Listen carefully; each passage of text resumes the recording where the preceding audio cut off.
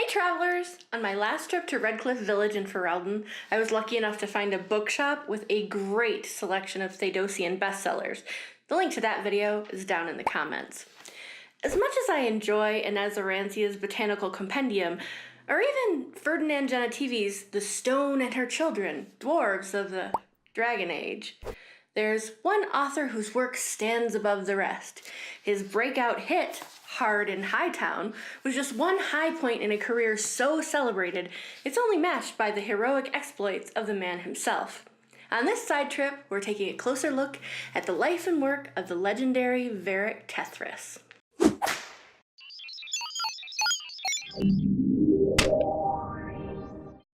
The first time I heard of Varric Tethras was during a trip I took several years ago to the city of Kirkwall in the Free Marches. I was looking for a guidebook of local landmarks when the title Hard in Hightown caught my eye. Since Hightown is one of the main districts of Kirkwall, I picked it up and started reading. And I was hooked. Instead of the travel guide I was expecting, the book was a gritty crime drama about a veteran city guard just 2 weeks from retirement, trying to unravel the mystery behind the murder of a high-ranking nobleman. I had to buy it, especially when the shopkeeper said the author was a native of Kirkwall and lived above a tavern called The Hanged Man. That night at my hotel, I read the whole thing in one sitting. I couldn't even think of sleeping until I finished reading about Donan Branokovic and his new rookie partner, traveling all over Kirkwall from the fanciest mansions to the seediest dives to figure out who murdered the magistrate and what a mysterious relic delivered by an angry pirate had to do with it all. Don't worry, I won't give any spoilers. I just loved the characters. Besides Donan, there was Jevelyn, the dark-haired young recruit who tagged along, grumbling all the way.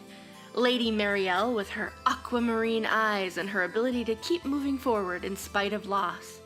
Captain Hinterlands, the head of the guard whose temper was as fiery as her hair. Maisie, the elven scholar whose home in the alienage was buried under her research.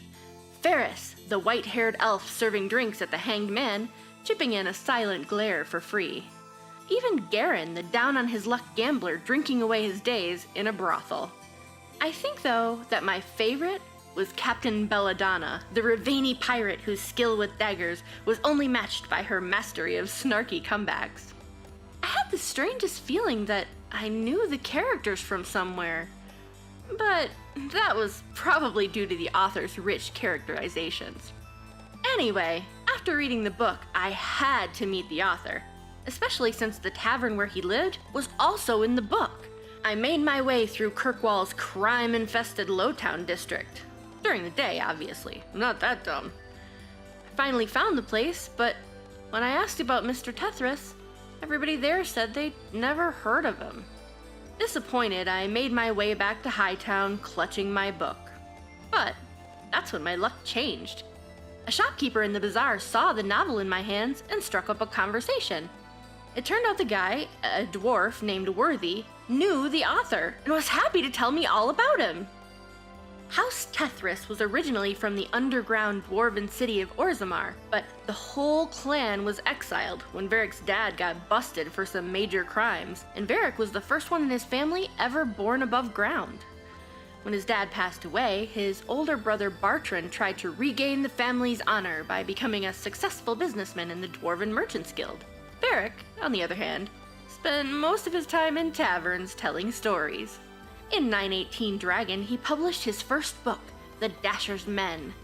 It did well enough that Darktown's Deal was published in serial format 2 years later. Unsurprisingly, both books were critical of Orzammar's nobility, the Dwarven Merchants Guild, and the criminal gangs that linked them. And just in case his opinion of the Merchants Guild wasn't clear, his next book about them was called The Viper's Nest. Worthy said Varric had been working on another novel, but his writing career stalled when his mom, who had become an alcoholic when his dad died, finally succumbed to liver problems. Supposedly, he read the story to her on her deathbed, and when she died, he burned it.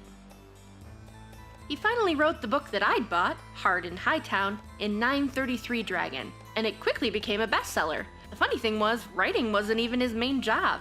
He'd taken over the family business when his brother had some kind of mental breakdown, and he also spent a lot of time wielding a prototype crossbow, which he apparently named Bianca, helping Kirkwall's new champion, an adventurer from Ferelden named Hawk.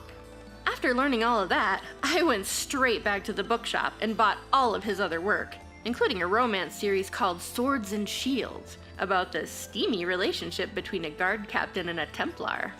I'll admit, I may have read that one the most. Especially certain parts. By the time I made my recent trip to Redcliffe Village, a new version of Hardened Hightown had come out. I was thrilled to find it in a little bookstall along with The Tale of the Champion about his adventures with Hawk. But I couldn't believe it when the shopkeeper told me I'd just missed the author. Turns out, he had just been through Redcliffe as part of the new Inquisition. I started reading Tale of the Champion that night at the inn as I was having dinner. I told my server about how bummed I was to always keep missing my chance to meet Mr. Tethras, and a dwarf at the next table laughed. I wouldn't worry about it, he said. Stories are always better than the real thing. I didn't realize until later that he was carrying a fancy crossbow when he left. Thanks for watching. To see more travel highlights of virtual destinations, don't forget to like and subscribe. And if there's a game location you'd like me to visit, tell me in the comments below. If you enjoy what I do, feel free to support me on Ko-fi.com or check out my travel stickers, postcards, and other designs on Redbubble. Links are in the description. Safe journeys, and see you next time on Travel Rebooted.